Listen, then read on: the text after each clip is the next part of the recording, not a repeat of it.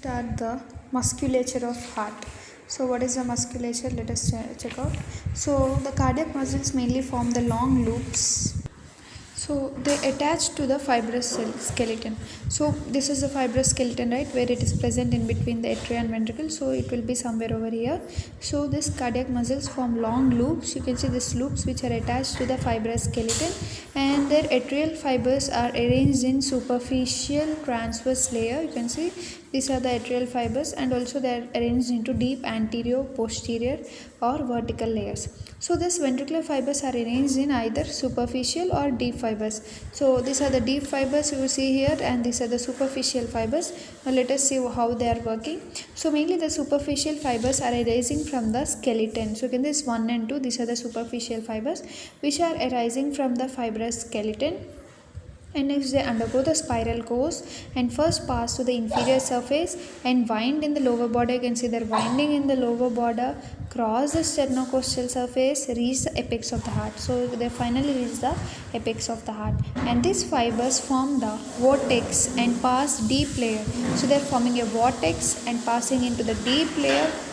And these superficial fibers also start from the tendon of infundibulum, like from here, tendon of infundibulum in a fibrous skeleton, right? So from there they start and pass across the diaphragmatic surface, and they cross the interventricular groove and reach the apex. So finally they reach the apex. Here also they may form the vortex and end in the anterior papillary muscle of left ventricle. So sometimes fibers may also arise from the right atrioventricular ring and take same course, but they end in the posterior papillary muscle. So you can see here the fibers which are mainly arising from the right atrioventricular ring, they also follow the same course but end in the posterior papillary muscle, whereas from the infundibulum tendon, the fibers which are coming, they are ending in the anterior papillary muscles of the left ventricle, and here they are ending in the posterior papillary muscle. So if from right ring, right atrioventricular ring, they end in the posterior papillary muscle. If they are from tendon of infundibulum, they are entering in the anterior papillary muscle. So sometimes what is this? Here you can see the fibers may also arise from the left atrioventricular ring. So you can see this is left auricle, right? So this is ventricle. So left atrioventricular ring, they may form here, and they lie along the diaphragmatic surface and cross the posterior interventricular groove. So this is a posterior interventricular groove, and to reach the papillary muscle of right ventricle. So if they are arising from the left auricle, then they end in the right papillary muscle. So now we'll see about some deep fibers. So you can see the deep fibers are like S shape. They are like in S shape, and they arise mainly from the papillary muscle of one ventricle and turn in the interventricular groove and end in the papillary muscle of other ventricle. For example, if they are arising from right ventricle, they end in the left ventricle. So like this, they are starting from one ventricle and ending in the opposite ventricle. So these are the deep fibers, and mainly we'll see the fibers of first layer which circle the right ventricle. So from right ventricle you can see this is a layer 1 like this. This starts, and next it crossed by the interventricular septum and end in the papillary muscle of left ventricle. So you can see this layer 1, pink one, this is ending in the left ventricle layer, papillary muscle of the left ventricle. And even the layer in 2, 3 also have the same course, but the layer 2, 3 have some less course in right ventricle, and they have higher course, like they're reaching the, you can see, end points of the left ventricle. So higher course in left ventricle but lesser course in right ventricle. So this is about the musculature of heart. Now we will check out the right atrium in detail.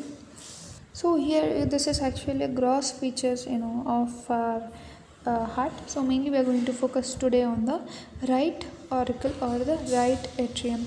So this is what we have just dissected the piece of the right atrium, and we are seeing inside surface. So this is how inside it looks. So you can see right atrium, it's a right upper chamber of the heart and mainly forms of course the right border of the heart, and it is a part of upper border also of course, and it is mainly forming in the sternocostal surface, and also some of it take a part in the base of the heart. So this is an important basic one. So we'll see the external features. So if you're seeing the right atrium from outside, how it looks. So mainly it receives the superior vena cava in the upper end and inferior vena cava in the lower end, and its upper end is prolonged to the left to form the right auricle.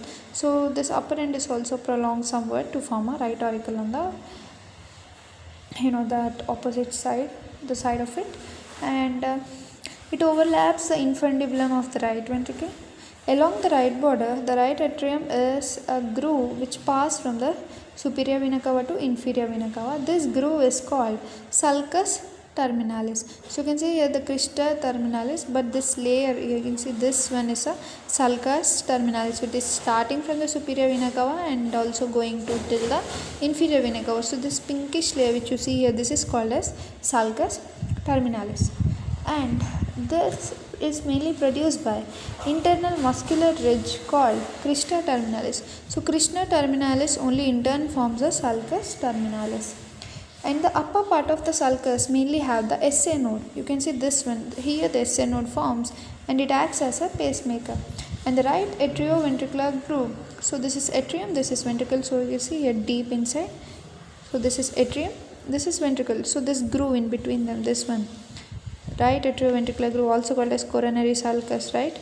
So this right atrioventricular groove or the tricuspid orifice, it is also called as tricuspid orifice.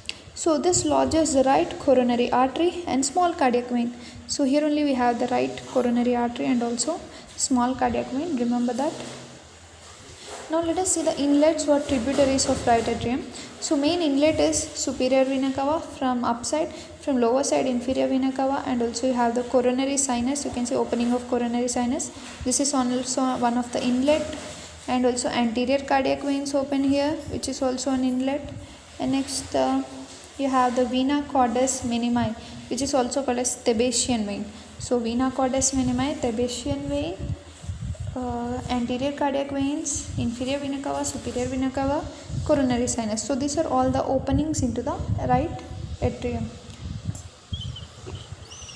Sometimes right marginal vein may also enter. So now we'll see the right atrioventricular orifice. So this is one which is called as right atrioventricular orifice. The blood passes from the right atrium to the right atrioventricular tricuspid orifice and go into the right ventricle, and this is mainly guarded by tricuspid. So here where the tricuspid valve is present and maintains a unidirectional flow from the right atrium into the right ventricle. Now we'll see some of the internal features of it. So it is mainly divided into smooth part. You can see this one. This is a smooth or posterior or sinus venosa. Rough part. You can see this is a rough anterior part or pectinate part. And the another one is an interatrial septum. That is this one to this atrium. Interatrial septum this side. So we'll see all these parts in detail. So first one, smooth posterior part or sinus venarum. So it is mainly derived from the right atrium of sinus venosus, except the anterior cardiac veins open into it, and SVC also opens at the upper end, IVC opens at the lower end, and it is mainly guarded by interventricular valve. Inferior vena cava valve called Eustachian valve. So sometimes here we have a Eustachian valve where the inferior vena cava opens into the right atrium, and mainly during the embryonic life the valve guides the inferior vena cava blood to the left atrium by foramen ovale. So you can see this is called as fossa ovalis and limbus fossa ovalis. So here we will have the foramen ovale, by means this blood from the right atrium will go into the left atrium by means of this foramen ovale, which is mainly present in embryonic life. And we have vena caudas minimi, where numerous small veins which are present in the wall of all four chambers and open into the right atrium by small foramina. And we also have intervenous tubercle of lower, a small projection on posterior wall of atrium below the opening of superior vena cava during embryonic life, directs the superior vena cava blood to right ventricle. So next we have the rough anterior part or pectinate part. So you can see this is a rough part which is called as pectinate part. I'll show you another diagram.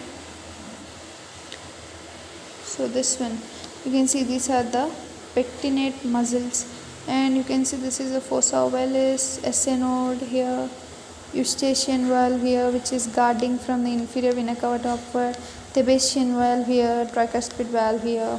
So these are the pectinate muscles. If you can see here, a rough anterior part including auricle derived from the primitive atrial chamber. It is present as a series of transverse muscular ridges.